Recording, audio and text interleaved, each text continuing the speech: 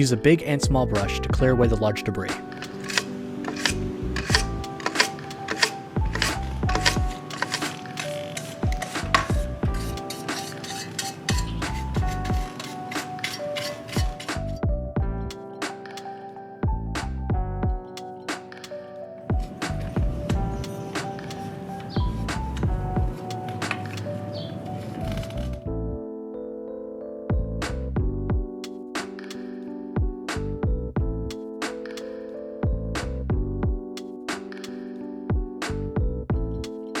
Use a towel with just water to take the first layer of dirt away.